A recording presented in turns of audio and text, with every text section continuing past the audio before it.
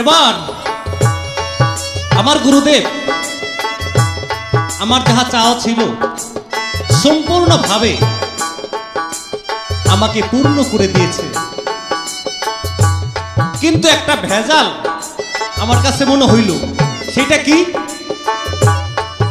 আমি বলেছিলাম যে আমার গুরুদেব তরুণী পাগলা, এই কথা বলছিলাম যে আমার দোষ হয়েছে। তোমার গুরুদেব তরুণী পাগলা, আমি তোমার গানের গুরু, তাহলে দুইজন হইল। আর তুমি বললে যে সত্যিকারের গুরু ভক্তের পালা, তাহলে বাটপারি কথা হইল না? বাজান, এটা বাটপারি কথা না।